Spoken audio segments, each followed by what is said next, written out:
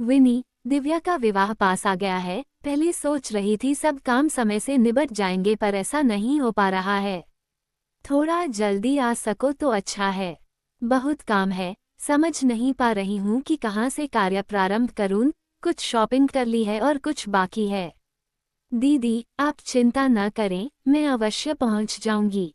आखिर मेरी बेटी का भी तो विवाह है, विनीता ने उत्तर दिया। विनीता अपनी बड़ी बहन सुनीता की बात मानकर विवाह से लगभग 15 दिन पूर्व ही चली आई थी।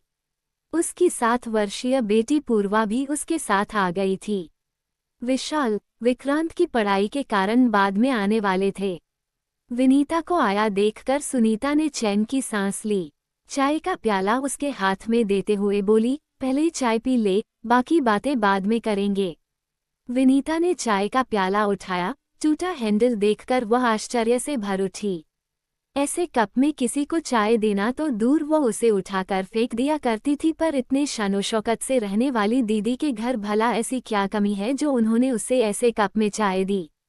मन किया वह चाय न पिए, पर रिश्ते की मर्यादा को ध्यान में रखते हुए खून का घूंट पीकर चाय सिप करने लगी, पर उसकी पुत्री पूर्वा से नहीं रहा गया।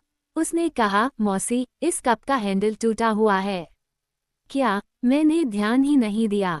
सारे कप गंदे पड़े हैं। मुनिया भी पता नहीं कहाँ चली गई। चाय की पत्ती लाने भेजा था, 1 घंटे से ज्यादा हो गया, अभी तक नहीं आई। नौकरानियों से कप ही नहीं बचते। अभी कुछ दिन पहले ही तो खरीद कर लाई थी। दूसरा निकालूंगी तो उसका भी यही हाल होगा। वैसे भी विवाह से 3 दिन पहले होटल में शिफ्ट होना ही है। अभी तो हम लोग ही हैं, इन्हीं से काम चला लेते हैं, सुनीता ने सफाई देते हुए कहा। विनीता ने कुछ नहीं कहा, चुपचाप चाय पीने लगी तथा पूर्वा खेलने में लग गई। विनीता भी सुनीता के साथ विवाह के कार्यों की समीक्षा करने व उन्हें पूर्ण करने में जुट गई। कुछ दिन बाद नंदिता भी आ गई। उसे देखते ही सुनीता और विनीता की खुशी की सीमा न रही। दोनों एक साथ बोल उठीं, अरे, अचानक तुम कैसे, कोई सूचना भी नहीं दी। मैं सरप्राइज देना चाहती थी। मुझे पता चला कि तुम दोनों अभी एक साथ हो तो मुझसे रहा नहीं गया। मैंने सुजय से कहा कि विक्की की परीक्षा की सारी तैयारी करा दी है, आप बाद में आ जाना। मैं जा रही हूँ। कम से कम हम तीनों बहनें दिव्या के विवाह के बहाने ही कुछ दिनों साथ साथ रह लेंगी। बहुत अच्छा किया, हम दोनों तुम्हें ही याद कर रहे थे। मुनिया, 3 कप चाय बना देना और हाँ, नए कप में लाना, सुनीता ने नौकरानी को आवाज लगाते हुए कहा। फिर नंदिता की ओर मुखातिब होकर बोली, अगर पहले सूचना दी होती तो गाड़ी भिजवा देती। उद्धरण चिन्ह। सुनीता दीदी की बात सुनकर विनीता के मन में कुछ दरक गया। नन्ही पूर्वा के कान भी खड़े हो गए। नंदिता के आते ही दूसरे कप निकालने के आदेश के साथ गाड़ी भिजवाने की बात ने उसके शांत दिल में हलचल पैदा कर दी थी। जब वह आई थी तब तो दीदी को पता था, फिर भी उन्होंने किसी को नहीं भेजा। वह स्वयं ही ऑटो करके घर पहुंची थी। बात साधारण थी, पर विनीता को ऐसा महसूस हो रहा था कि अनचाहे ही सुनीता दीदी ने उसकी हैसियत का एहसास करा दिया है। वो पिछले 8 दिनों से वो उसी टूटे कप में चाय पीती रही थी, पर नंदिता के आते ही दूसरे कप निकालने के आदेश के साथ गाड़ी भिजवाने की बात को वह पचा नहीं पा रही थी। मन कर रहा था वह वहां से उठकर चली जाए, पर न जाने किस मजबूरी के कारण उसके शरीर ने उसके मन की बात मानने से इनकार कर दिया। विनीता तीनों बहनों में छोटी है। सुनीता और नंदिता के विवाह संपन्न परिवारों में हुए थे, पर पिताजी की मृत्यु के बाद घर की स्थिति दयनीय हो गई थी। भाई ने अपनी हैसियत के अनुसार घर वर ढूंढा और विवाह कर दिया। यद्यपि विशाल की नौकरी उसके जीजाजी की तुलना में कम थी, संपत्ति भी उनके बराबर नहीं थी, पर वह अत्यंत परिश्रमी, सुलझे हुए व स्वभाव के बहुत अच्छे इंसान हैं। उन्होंने उसे कभी किसी कमी का एहसास नहीं होने दिया था, और उसने भी अपने छोटे से घर को इतने सुरुचिपूर्ण ढंग से सजा रखा है कि विशाल के सहकर्मी उससे ईर्ष्या करते हैं। स्वयं काम करने के कारण उसके घर में कहीं भी गंदगी का नामो निशान नहीं रहता था और न ही टूटे फूटे बर्तनों का जमावड़ा। ये बात अलग है कि ऐसे ही पारिवारिक आयोजन उसे चाहे अनचाहे उसकी हैसियत का एहसास करा जाते हैं, पर अपनी सगी बहन को अपने साथ ऐसा व्यवहार करते देखकर वह स्तब्ध रह गई। क्या अब नया सेट खराब नहीं होगा? हमेशा की तरह इस बार भी सुनीता व नंदिता गप मारने लग जाती और विनीता काम में लगी रहती थी। अगर वो समय निकालकर उनके पास बैठती तो थोड़ी ही देर बाद कोई काम आने पर उसे ही उठना पड़ता था। पहले वह इन सब बातों पर इतना ध्यान नहीं दिया करती थी, पर इस बार उसे काम में लगा देखकर एक दिन उसकी पुत्री पूर्वा ने कहा, ममा, दोनों मौसियां बातें करती रहती हैं और आप काम में लगी रहती हो, मुझे अच्छा नहीं लगता। बेटा, वे दोनों बड़ी हैं, मुझे उनका काम करने में खुशी मिलती है। पूर्वा की बात सुनकर वह चौंकी पर संतुलित उत्तर दिया। उसने उत्तर तो दे दिया, पर पूर्वा की बातें चाहे अनचाहे उसके दिमाग में गूंजने लगीं। पहले भी इस तरह की बातें उसके मन में उठा करती थी, पर यह सोचकर अपनी आवाज दबा दिया करती थी कि आखिर वे उसकी बड़ी बहनें हैं, अगर वे उससे कोई काम करने के लिए कहती हैं तो इसमें बुराई क्या है। पर इस बार बात कुछ और ही थी जो उसे बार बार चुभ रही थी। न चाहते हुए भी दीदी का नंदिता के आते ही नए कप में चाय लाने व गाड़ी भेजने का आग्रह उसके दिल और दिमाग में हथौड़े मारने लगता। जब जब ऐसा होता वह ये सोचकर मन को समझाने का प्रयत्न करती कि हो सकता है वो सब दीदी से अनजाने में हुआ हो, उनका वो मंतव्य न हो जो वह सोच रही है। आखिर वो उनकी छोटी बहन है, वे उसके साथ भेदभाव क्यों करेगी। सच तो यह है कि दीदी का उस पर अत्यंत ही विश्वास है, तभी तो अपनी सहायता के लिए दीदी ने उसे ही बुलाया।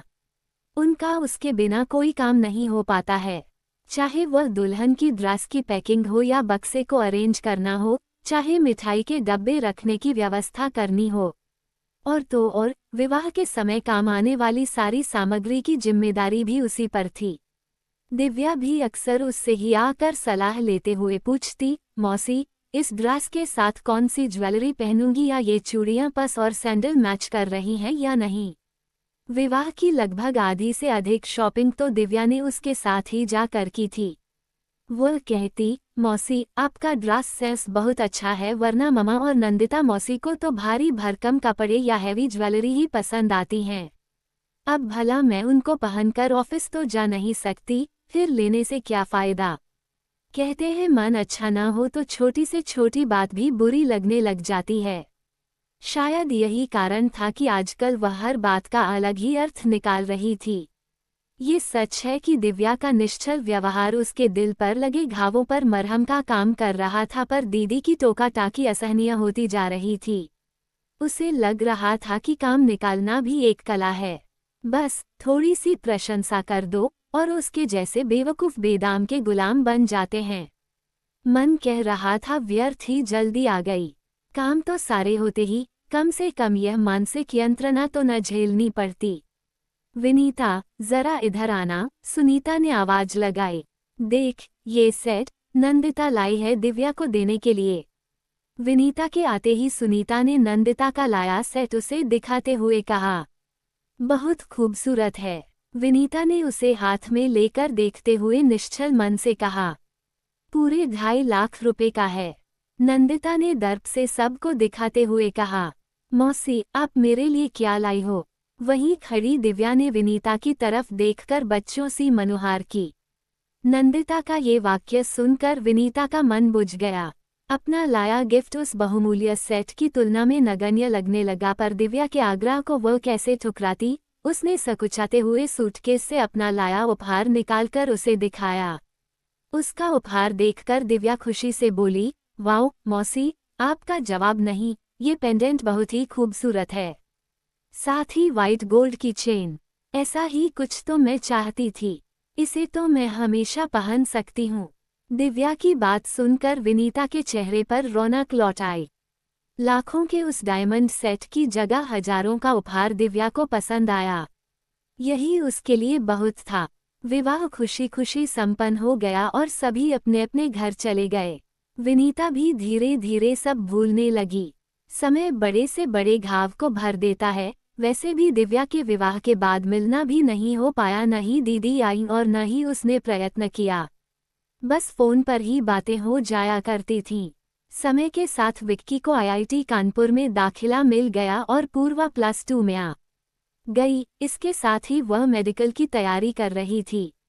समय के साथ विशाल के प्रमोशन होते गए और अब वे मैनेजर बन गए हैं। एक दिन सुनीता दीदी का फोन आया कि तुम्हारे जीजाजी को वहाँ किसी प्रोजेक्ट के सिलसिले में आना है। मैं भी आ रही हूँ, बहुत दिन हो गए तुम सबसे मिले हुए। दीदी पहली बार उसके घर आ रही हैं, सो पिछली सारी बातें भूल कर उत्सुकता से विनीता उनके आने का इंतजार करने के साथ तैयारियां भी करने लगी। सोने के कमरे को उनके अनुसार सेट कर लिया और दीदी की पसंद की खस्ता कचौड़ी बना ली व रसगुल्ले मंगा लिए। खाने में जीजाजी की पसंद का मलाई कोफ्ता व पनीर भुर्जी भी बना ली थी। उसने दीदी जीजाजी की खातिरदारी का पूरा इंतजाम कर रखा था, पर न जाने क्यों पूर्वा को उसका इतना उत्साह पसंद नहीं आ रहा था। जीजाजी दीदी को ड्रॉप कर यह कहते हुए चले गए, मुझे देर हो रही है विनीता, मैं निकलता हूँ, आते आते शाम हो जाएगी, तब तक तुम अपनी बहन से खूब बात कर लो। बहुत तरस रही थी ये तुमसे मिलने के लिए, शाम को आकर तुम सब से मिलता हूँ।